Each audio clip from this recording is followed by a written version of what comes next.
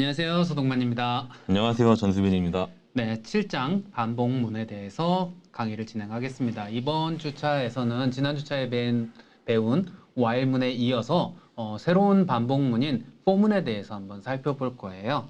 네, for문이라고 하는 것은 기본적으로 while문은 어떠한 값이 언제가 될 때까지 뭐 이런 형식으로 돌린다면 for는 정확하게 횟수를 우리가 특정할 수 있는 경우에 주로 사용을 해요. 그래서 1부터 10까지 10번 돌면서 숫자의 합을 구해라 뭐 이런 식으로 정확하게 범위가 결정되어 있는 경우에 주로 많이 사용을 합니다. 그 이유는 while은 조건식 하나만 딱 지정해서 사용하는 방식이라면 for문은 초기 값과 그 다음에 판단식, 조건식, 그 다음에 매번 한 번 돌 때마다 증가하거나 감소하는 증감식 이 세 가지의 수식으로 구성이 되어 있기 때문인데요.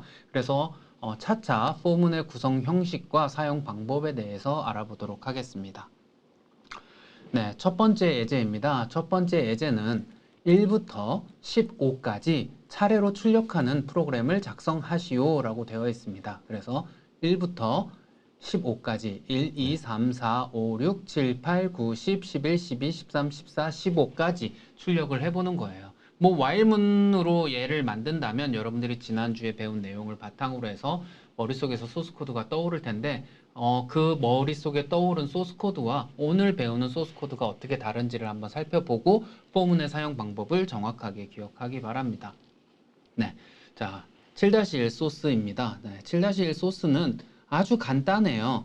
그냥 먼저 정수형 변수 i와 a를 선언을 하고 a의 초기 값은 1로 선언을 했습니다. 그리고 나서 for문을 여기에 사용을 하는데요. 사용 방법은 while문이랑 크게 다르지 않아요. 다만 여기에 while이 있고 그 다음에 조건식이 나오던 부분에 얘는 세미콜론으로 연결된 3개의 수식이 나오게 된다라는 것만 차이가 납니다. 나머지 동작 방식은 상당히 비슷합니다. 자, 여기에 3가지 수식이 어떻게 동작을 하는지를 살펴볼 건데요. 첫 번째 나오는 문장은 초기식이라고 해서 포문에 처음 들어올 때만 수행하는 문장이에요. 그래서 두 번째 반복될 때에는 얘는 실행되지 않습니다.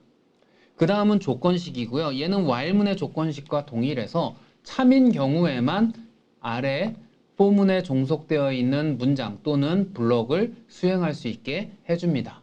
마지막으로 증감식인데요. 얘는 포문을 수행하고 나서 다시 돌아왔을 때 무조건 증감식으로 가서 그거에 따라 숫자의 값을 변경을 하고 그 다음에 조건식으로 가서 판단하고 내려오는 형태로 동작을 한다라고 생각을 하시면 될 것 같아요. 따라서 이 소스 코드에서는 for i는 0부터 15가 될 때까지 1씩 증가하면서 printf a를 출력하라 라는 문장이 되겠습니다. 자, 이때 이 문장 같은 경우에는 사실 a를 사용하지 않아도 크게 문제는 없어요. a++라는 문장 대신에 i 플러스 1이라는 문장을 집어넣어도 동일한 결과가 출력이 됩니다. 그래서 기존에 배웠던 while문보다 훨씬 더 간단한 형태로 초기 값과 한 번 돌 때마다 증가해야 되는 값들을 정의해 줌으로써 훨씬 더 수월하게 반복문을 구성할 수 있는 특징이 있어요. 여러분들이 이제 while문과 for문을 둘 다 능수능란하게 사용을 하게 되면 아무래도 여러분들은 for문을 더 선호하게 될 거예요. 왜냐하면 코딩을 할 때 너무나 명확하기 때문이거든요. 그래서 while문은 사용자가 입력에 따라서 0을 입력할 때까지 그러면 우리가 횟수를 정확하게 특정하기 어렵기 때문에 증감식이 필요 없잖아요. 사용자의 입력을 통해서 받는 거니까. 그런 경우에는 while문을 쓰는 게 맞고 딱 주어진 값에 따라서 그 값까지 혹은 뭐 100까지 50까지 뭐 30명의 학생에 대해 성적을 구한다면 30명 30번까지 뭐 이런 식으로 구성을 한다면 훨씬 더 쉽고 간단하게 포문을 구성하실 수 있습니다. 자, 그러면 지금까지 배운 내용을 간단하게 전수빈 교수님께서 정리해 주시겠습니다. 네, 손호만 교수님께서 잘 설명을 해주셨는데요. 포문 같은 경우에는 while문이랑 아주 똑같습니다. 똑같은데 단지 다른 거는 그 우리가 만든 초기식이랑 증감식이 추가된다는 그것만 좀 잘 기억하시면 될 것 같아요. 그래서 while문에서도 어떤 조건에 만족을 하면 그 조건에 만족할 때까지 반복을 하잖아요. 포문도 똑같이 여기 보시면 조건 안 나오는 여기 보시면 조건식에 맞춰서 이 조건이 만족을 하면 계속 반복하는 그런 구조로 되어 있고요. 그와 더불어서 while과 다르게 우리가 어떤 그 변수들을 증가하거나 감소시키는 그런 경우가 발생을 했을 때 그걸 좀 더 편하게 사용하기 위해서 이렇게 초기식이랑 그 다음에 증감식이 존재를 합니다. 그래서 이 두 개를 이용해서 우리가 초기식에는 어떤 변수에 대한 초기 값을 설정을 하는 거고요. 그 다음에 증감식에는 이 변수가 얼마씩 증가를 할 건지 아니면 얼만큼 감소를 할 건지에 대해서 써주시면 돼요. 그래서 보시면 순서가 제일 포문이 처음 시작할 때는 초기식이 한번 실행이 되고요. 그 다음에 조건식을 만족이 되면 이 안에 있는 실행문이 한번 실행이 됩니다. 그 이후에 이 실행문이 종료가 되면 다시 이 증감식으로 돌아와서 증감식을 한번 수행하고 다시 조건식으로 오고 조건식이 만족을 하면 다시 실행하는 이런 반복문의 형태를 띄고 있어요. 그래서 이 초기식과 조건식과 증감식 사이에 구분자는 이렇게 세미콜론으로 한다는 거, 요거만 잘 기억을 하시면 되고, 지금 이 예제 같은 경우에는 그 변수를 뭐 초기식이 하나씩밖에 넣지 않았, 초기식이랑 뭐 증감식이랑 조건식이 하나씩밖에 넣지 않았는데 여러 개의 그 변수들도 사용을 할 수 있으니까 그것만 잘 기억하시면 될 것 같습니다. 그 이외에 뒤에 아마 예제 나올 걸로 알고 있는데 요거만 좀 기억하시면 될 것 같아요. 네. 뭐 추가적으로 첨언을 드리자면 초기식, 조건식, 증감식의 여러 개의 문장을 사용하게 되는 경우에는 세미콜론을 이용을 해서 문장을 구분하는 것이 아니라 콤마 연산자를 통해서 구분을 해야지만 얘가 여기까지가 초기식이구나, 여기까지가 조건식이구나, 여기까지가 증감식이구나를 구분할 수 있다는 점 기억하시기 바랍니다. 네. 자, 그럼 예제 1번에 대해서 혼자 해보기 한번 진행을 해보겠습니다.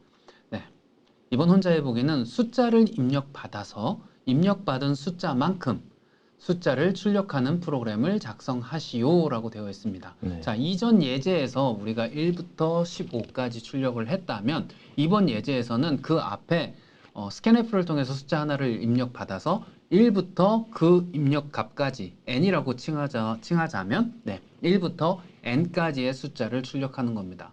뭐 더 이상의 힌트가 필요할까요, 정 교수님? 네, 필요는 없는데요.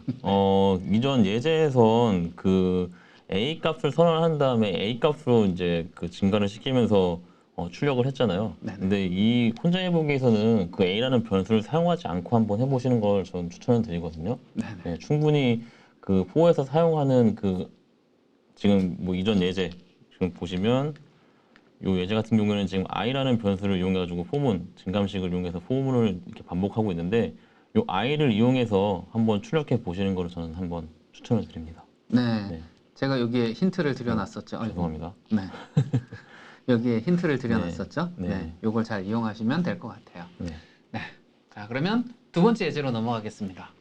자, 두 번째 예제는 100 이하의 정수를 입력받아 1부터 입력받은 정수까지의 합을 구하여 출력하는 프로그램을 작성하시오 라고 되어 있습니다.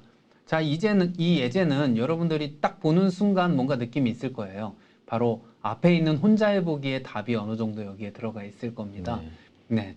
그래서 입력받은 값까지 반복을 하는데 얘는 그걸 출력하지 않고 합을 구하는 데 사용을 한 다음에 반복문이 종료된 다음에 합계만 딱 출력하면 되는 그러한 프로그램이 되겠죠.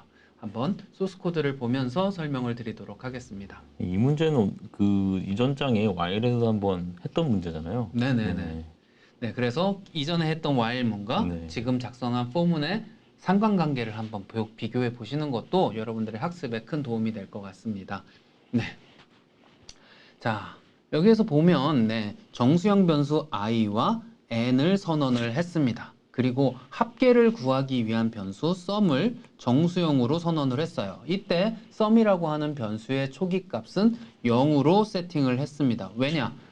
계속해서 누적해서 더해야 되기 때문에 0이 되어 있어야지만 합계를 정확하게 구할 수 있기 때문인데요. 그래서 n의 값을 scanf를 통해서 입력을 받고 1부터 n보다 작거나 같은 동안 일씩 증가하면서 반복 수행을 해라 라는 의미로 생각을 하시면 되겠죠. 그래서 1일 때 당연히 n보다 작으면 sum에다가 더해주고 그 다음에 i를 하나 추가하고 증가하고 그 다음에 n과 비교해서 더하고 계속 더하다가 어느 순간 n보다 커지는 순간 빠져나와서 그때까지 더한 합계를 출력을 하는 예제가 되겠습니다. 네. 생각보다 쉽죠? 그러니까 네. 포문의 특징인 어디부터 어디까지 얼마씩 증가 감소하면서 반복해줘 라는 것만 이해를 하신다면 여러분들이 쉽게 이해를 하실 수 있습니다. 네, 네. 정 교수님의 간단 정리가 있겠습니다. 네, 뭐 더 간단하게 정리할 게 있을까 좀 생각이 드는데 뭐 간단하게 더 정리를 하자면 일단은 여러분들이 합계를 구하고 저장할 그 공간을 일단 만들어야 되잖아요. 예, 그 공간을 이제 int 썸이라는 한 변수로 하나 지정을 해줬죠. 그래서 여기 0으로 초기화를 하고요. 그 다음에 요 썸에다가 우리가 이제 입력한 값까지 계속 반복을 하면서 어떤 그 값들을 저장을 해야 되니까 그 반복문을 써주셔야 돼요. 그래서 반복문을 잘 살펴보시면 여기 내가 팔이 너무 멀어서 포인터로 좀 하겠습니다. 여기 보시면 i는 1이고 1이 n보다 작거나 같을 때까지잖아요. 요거를 잘 보셔야 돼요. 왜냐하면 1부터 입력한 수까지 반복하는 거니까 항상 이 조건이 그 입력한 수보다 작거나 같다라는 조건을 잘 해주셔야 됩니다. 왜냐하면 입력한 수까지 반복해야 되는 거니까요.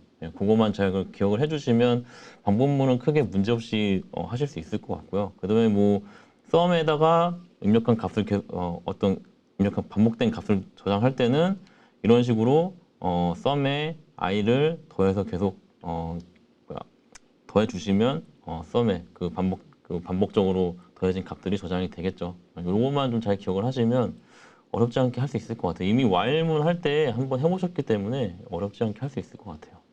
네. 혹시나 기억나지 않는 분들을 위해서 얘는 축약연산자라는 거 다시 한번 말씀을 드리고요. 얘는 sum equal sum 플러스 i와 동일한 문장이다 라는 것만 기억하시면 될 것 같습니다.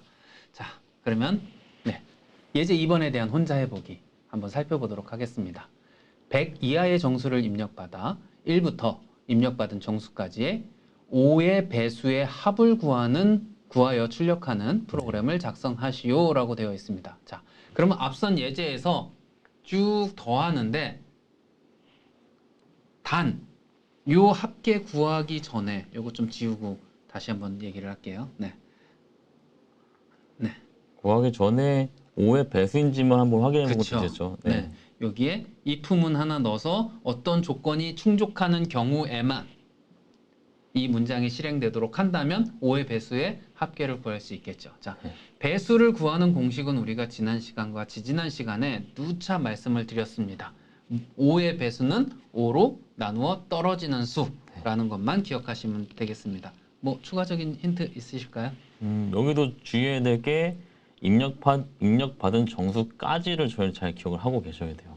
네. 그래야지 조건문을 잘 사용할 수 있으니까 요것만 좀 잘 기억하시면 될 것 같습니다. 네, 일반적으로 입력받은 정수까지라고 하면 입력받은 정수를 포함합니다. 네. 그래서 작거나 같다라는 기호를 쓰면 될 것 같아요. 근데 뭐 여기 예제를 보면 이제 10까지니까 1부터 10까지가 5의 배수가 5랑 10이 나오겠죠. 그래서 요 더한 값이 15가 이렇게 나오는 결과를 볼 수 있고요. 요거를 잘 생각하시고 문제를 풀어주시면 될 것 같습니다. 네, 감사합니다. 네. 자, 이번에는 예제 3번이 되겠습니다. 예제 3번은 두 정수를 입력받고 1부터 100까지의 수 중에서 입력받은 정수 두 개의 공배수만을 출력하는 프로그램을 작성하시오 라고 되어 있습니다. 와, 이거 이제 배수 딱 했더니 이제 두 배로 좀 복잡해지죠. 슬슬 이제 소스 코드가 좀 복잡해지기 시작합니다. 공배수라고 하는 것은 두 수의 배수들 중에서 공통적인 값들을 의미를 하죠. 2의 배수와 7의 배수 중 공통 분모가 있는 것들, 같은 값인 것들만 출력을 해야 되는 거죠. 그러면 대략 어떻게 해야 되는지 감이 오시죠? 만약에 여기에서 입력값이 2와 7이라고 한다면 2의 배수이고 7의 배수인 경우만 더하면 되겠죠. 자, 이고는 AND로 표현을 하면 됩니다. 비교 연산자, 관계 연산자를 이용을 해서 그것만 생각하시면 되고 코드를 한번 보겠습니다. 자, 뭐 정수형 변수 n과 m과 i를 선언한 건 그냥 뭐 사용하기 위해서 선언을 했고요. 그 다음에 두 개의 변수에 대한 값을 입력받기 위해서 scanf를 통해서 변수 n과 변수 m의 값을 입력받았습니다. 그리고 for문을 통해서 1부터 100까지 1씩 증가하면서 반복을 하는데 이때 i가 n으로 나누어 떨어지고 i가 m으로 나누어 떨어지면 출력하라 이렇게 되어 있습니다. 즉 이게 공배수의 조건이 되겠죠. 여기 나와 있는. 네. 그래서 n이 첫 번째 입력받은 숫자, m이 두 번째 입력받은 숫자. 이 경우에서는 n이 2고 m이 7이기 때문에 2와 7로 모두 나누어 떨어지는 수만 골라서 프린트를 통해서 이렇게 출력을 한다. 그러면 이렇게 출력이 되게 되겠죠. 네. 생각보다 되게 간단한 문제고요. 여러분들이 문제만 잘 생각해서 얘를 간단한 수식으로만 표현해낼 수 있으면 걔는 얼마든지 여러분들이 소스 코드로 풀어낼 수가 있습니다. 자, 그러면 얘는 정리도 없네요. 너무 간단해서. 네. 그래도 뭐 보충 설명해 주시죠. 설명할 게 없습니다. 여러분들 공배수라는 그 조건만 잘 알고 계시면 뭐 굳이 설명할 것이 없거든요. 그래서 공배수라는 조건은 아까 누누이 말씀드렸지만 두 수의 배수가 같은 걸 말하는 거고요. 그래서 조건도 이렇게 여기 이미 이렇게 써져 있죠. 그래서 어떤 두 수를 i로 나누었을 때 둘 다 0으로 나눠 떨어지면 두 수가 같은 배수를 갖고 있다고 생각을 하시면 될 것 같고요. 그 조건으로 걸러내시면 공배수를 충분히 찾을 수 있습니다. 그래서 기존 거랑 좀 다르게 이제 입력한 값, 이제 예제 1, 2번 같은 경우에는 입력한 값까지를 반복하면서 했었잖아요. 근데 이거 같은 경우에는 입력한 값까지를 하는 게 아니라 입력한 값을 기준으로 해서 1부터 100까지 반복해야 된다는 거. 그러니까 문제 자체가 100 공배수 중에서도 100 이하인 공배수만 찾으라고 했잖아요. 그렇기 때문에 1부터 100까지를 반복하면서 공배수만 찾아내면은 어렵지 않게 찾을 수 있을 것 같습니다. 네, 정리 감사드립니다. 자, 그러면 예제 3번에 대한 혼자해 보기를 한번 살펴볼게요.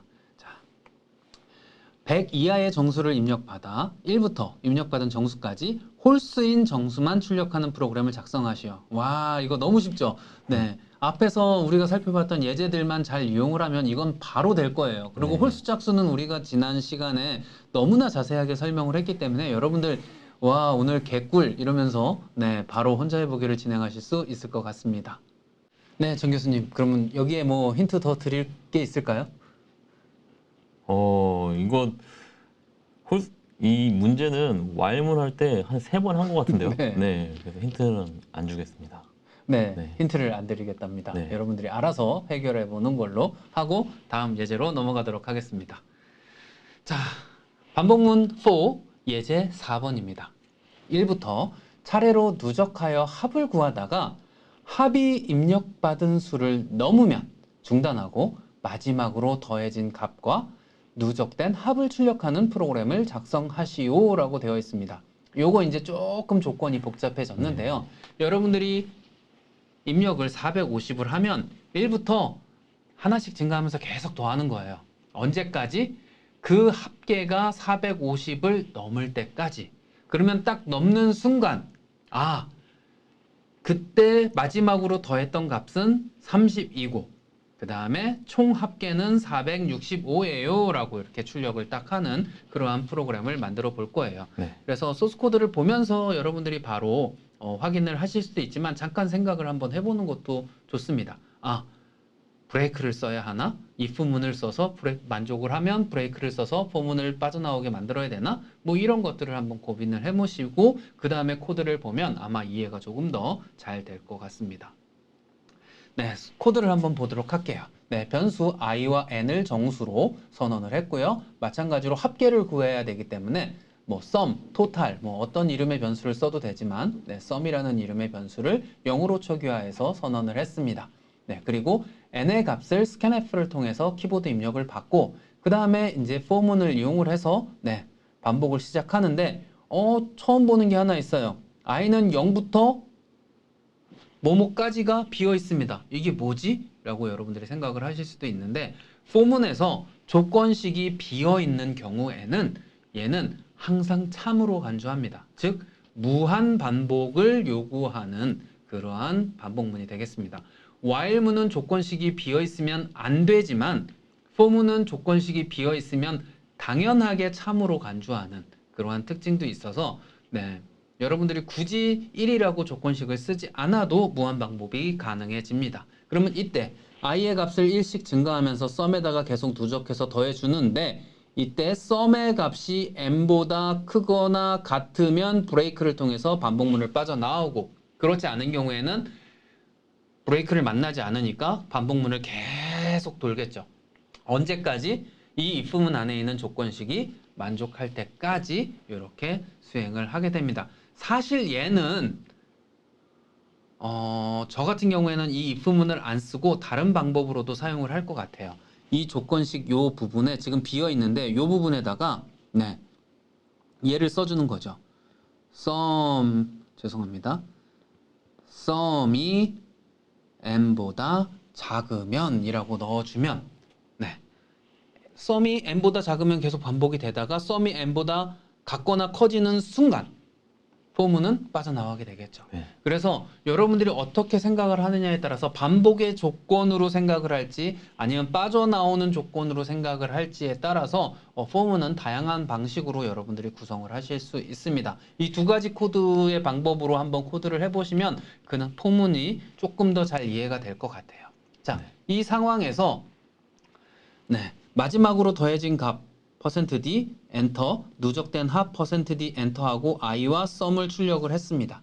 그러면 마지막으로 더해진 값 i가 출력이 되고 그 다음에 전체 합계가 되는데 여기에 이 소스 코드 상으로는 문제가 없는데 만약에 if문을 안 쓰고 이 조건식을 썼을 경우에는 i가 올라가서 한 번 더 증가한 다음에 조건식을 비교하기 때문에 그 경우에는 i-1을 출력해 줘야지만 됩니다. 그래서 포문의 조건식을 썼을 경우에는 그게 조금 번거로워서 이렇게 if문으로 처리를 하는 경우가 종종 있어요. 이거는 개취의 영역이고요. 사람들이 본인이 더 편하다라고 생각하는 내용으로 진행을 하면 됩니다. 네, 정 교수님, 네. 추가적인 설명 부탁드립니다. 네, 이 문제 같은 경우에는 뭐 여러 가지 방법으로 해결을 할 수 있는데 포문의 무한 반복에 대해서 좀 설명을 하려고 나온 예제 문제예요. 그래서 포문에서는 이런 식으로 하면 무한 반복으로 이제 반복문을 사용할 수 있다. 그런 의미가 되겠고, 그래서 포문으로 이제 무한 반복을 하고 싶으면 이렇게 조건식에 아무것도 써주지 않으면 무한 포문 반복문 자체가 무한으로 반복한다라는 걸 좀 알고 있으면 될 것 같고요. 그 이외에 뭐 문제를 푸실 때, 이제는 다 그렇게 하시겠지만, 문제를 잘 읽어보셔야 되죠. 이제 순서대로 잘 읽어보셔서, 합을 구하다가, 1부터 차례대로 합을 구하다가, 합이 입력받는 수를 넘으면 중단하고 마지막으로 더해진 값과 누적된 합을 출력하는 프로그램이잖아요. 그러면은 이거를 잘 보셔야 되는 게, 반복문이 끝나는 조건을 여기서 잘 찾으셔야 됩니다. 일단 이 문제가 반복문인지부터 한번 파악을 하셔야 되고, 만약에 반복문에 대한 문제다라고 하면, 이 반복문을 끝내는 조건을 먼저 찾으셔야 돼요. 찾아서 보시면 여기에 합이 입력받은 수를 넘으면 중단하라고 했잖아요. 그럼 이 조건을 찾아서 일단 반복문을 중단하는 그런 그 코드를 먼저 작성을 한 후에 그 이후에 이제 나머지 내용들을 좀 소스 코드 작성을 하시면 되겠죠. 그래서 제일 먼저 할 거는 반복문을 만들고 그 반복문을 중단하는 조건을 뭐 이런 식으로 브레이크문을 중단을 시키시던지 아니면은 포문의 조건문을 사용해서 그렇게 중단을 시키시던지 이렇게 소스 코드 작성하시면 될 것 같고요. 뭐 아까 다 이야기한 것들이기 때문에 뭐 저는 뭐 더 이상 설명할 건 없네요. 네. 네, 이미 설명 많이 하신 것 네. 같은데요. 네. 자, 그러면 예제 4분에 대한 혼자 해보기를 살펴보도록 하겠습니다. 자, 정수를 입력받아 약수를 출력하는 프로그램을 작성하시오라고 되어 있습니다. 자, 이번에는 약수에 대한 문제예요. 자, 그래서 예를 들어서 24를 입력을 했다 그러면 네. 1부터 24까지 증가하면서 이 숫자가 24를 나누었을 때 떨어지는가를 보면 되죠. 네. 그래서 i로 입력받은 값을 나누어서 나머지가 0인 경우만 출력하면 됩니다. 네. 네. 뭐 더 이상의 힌트는 필요 없겠죠. 네, 뭐 일단은 반복을 어떻게 하면 될까요? 1부터 입력한 값까지 그쵸. 반복을 하면 되겠죠. 네. 반복을 하면서 24 그 반복을 하면서 그 1부터 하나씩 증가하는 그 값을 24랑 입력받은 값이랑 나누어 떨어지는지 안 떨어지는지 그것만 확인을 하시면 되겠죠. 네. 예. 그래서 얘가 n이라고 했고 요게 만약에 i라고 하면 n이 i랑 가 돼야 되겠죠. 여기 숫자까지 써주는 건 여러분들의 자존심상 허락하지 않을 것 같아서 이렇게 확인을 하시면 될 것 같습니다. 네, 자 그러면 예제 5번으로 넘어가 보도록 하겠습니다. 자 예제 5번은요 5개의 정수를 입력받아 최소값과 최대값을 출력하는 프로그램을 작성하시오 라고 되어 있는데 사실 이렇게 최소값, 최대값 구하는 문제들은 되게 전형적인 문제예요. 그래서 여러분들 항상 누가 1등이야, 누가 꼴등이야, 이거 되게 관심 많잖아요. 그렇죠. 네, 그래서 1등과 꼴등을 구하는 문제입니다. 그래서 1등과 꼴등을 구할 때는 어떻게 해야 되느냐? 그래서 5개의 정수를 연속적으로 입력을 받으면서 어느 게 최소값이고 어느 게 최대값인지를 출력하는 프로그램이 되겠습니다. 네. 자, 먼저 숫자를 입력받기 위한 변수 num과 그 다음에 5번 반복을 해야 되니까 반복 제어 변수라고 보통 불러요. 포문에서 사용하는 i, j, k라는 변수들은 보통 반복 제어 변수라고 보통 부르고요. 네. 그래서 i가 보이면 얘는 포문에서 쓰겠지라고 그냥 생각하셔도 돼요. 그냥 전 세계에 있는 대부분의 프로그래머들이 다 i를 씁니다. 그리고 또 써야 되면 j를 쓰고 그 다음에 k를 씁니다. 그 다음에 l을 쓰고 그러니까 그냥 그렇게 사용하시면 될 것 같고요. 그 다음에 최소값과 최대값을 저장하기 위한 변수 min과 max라는 변수를 정수형 타입으로 선언을 했습니다.